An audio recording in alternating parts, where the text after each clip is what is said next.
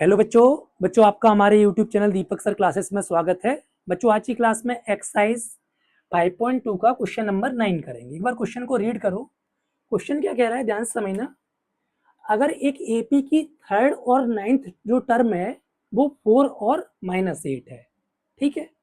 यानी मैं लिख सकता हूँ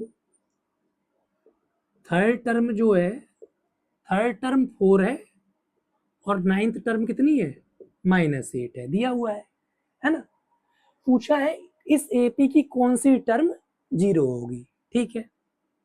यानी कौन सी टर्म जीरो होगी तो हमें तो नहीं पता, है ना, हमें क्या पता कौन सी टर्म होगी, ठीक है। तो हम लोग क्या काम करते हैं, मान लेते हैं let nth term of AP will be zero. जब हमें नहीं पता होता है तो हम लोग क्या मान लेते हैं कि nth टर्म जीरो होगी, ठीक है। अब नॉर्मल वही वाला फॉर्मूला यूज करते हैं, A N equal to A plus N minus one D. nth term हमने क्या मान ली है, जीरो मान ली है, ठीक है। अच्छा, लेकिन दिक्कत ये है, एक चीज समझना, इस अगर हम इसमें रखेंगे तो उसके लिए ए और डी पता होना जरूरी है ना। तो सबसे पहले क्या काम करते हैं, जो A3 और A9 दिया है, A3 और A9 दिया है, वहां से दो इक्वेशंस बनाएंगे, ठीक है, और उनको सॉल्व करके, ठीक है, उनसे ए और डी निकाल लेंगे, ठीक है। A9 -8 है, A3 को A प्लस 2D लिख सकता हूँ, एक कम करके लिखते हैं, आपको बताया गया था, ठीक है। ये फर्स्ट इक्वेशन हो गई। A9 को A प्लस 8D लिख दे रहा हूँ, ये सेकेंड इक्वेशन हो गई, ठीक है। अब इन दोनों इक्वेशन को एलिमिनेशन मेथड से सॉल्व कर ले रहा हूँ, तो वहां से ए कैंसिल आउट हो जाएगा और डी निकल जाएगा, ठीक। फर्स्ट फ्रॉम सेकेंड लिखा है तो सेकेंड वाली ऊपर आएगी, क्लियर।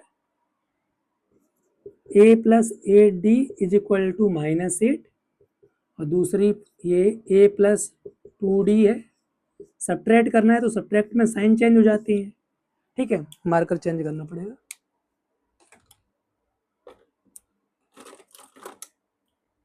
ठीक है। सब्ट्रैक्ट में क्या हो जाती है, साइन चेंज हो जाती है। अब सुनो, ये कैंसिल आउट हो गया, ये 6D होगा, ये आपका माइनस माइनस प्लस तो -12, तो D इक्वल टू -12 6 डिवाइड में चला जाएगा, ठीक। ये -2, D की वैल्यू क्या आ गई, -2 आ गई। इस D की वैल्यू को आप किसी भी एक इक्वेशन में रख दो, ठीक है। इस D की वैल्यू को जब आप किसी भी इक्वेशन में रखोगे, मैं इधर कर लेता हूं, put D in first equation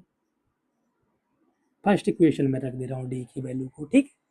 D -2 है, ध्यान से सुनना, -2 इंटू 2 -4, -4 उधर जाएगा तो +4 हो जाएगा, तो ए कितना आ जाएगा, ए हमारा आ जाएगा 8 आ जाएगा, क्लियर। ए की वैल्यू क्या आ गई, 8 आ गई, ठीक है। अच्छा, अब यहाँ पे रख लेते हैं ए और डी की वैल्यू। ए की वैल्यू 8 है, एन तो हमें निकालना ही है, पूछा था ना कौन सी टर्म जीरो होगी, तो हमने nth टर्म कहा था, क्लियर। डी हमारा -2 है, ठीक। -2 का मल्टीप्लाई होगा इन दोनों से तो साइन चेंज हो जाएंगे, -2n इधर आएगा तो +2n हो जाएगा, यानी 0 + 2n, क्लियर। और ये 2 मल्टीप्लाई में तो इधर किस में चला जाएगा, डिवाइड में। n इक्वल टू आ गया 5, n इक्वल टू क्या आ गया, 5 आ गया। इसका therefore fifth term of the AP is 0, ठीक। Therefore fifth term of AP is 0। समझ में आ गया, करा कुछ नहीं है, बहुत सिंपल काम ये करा है हमने। A3 दिया था और A9 दिया था, इन दोनों से दो इक्वेशन बना ली, उन दोनों इक्वेशन को सॉल्व कर लिया, वहां से A और D निकाल लिया, और फिर हमने इस इक्वेशन में A और D की वैल्यू रख ली, और n हमें निकालना था तो n निकाल लिया, ठीक है।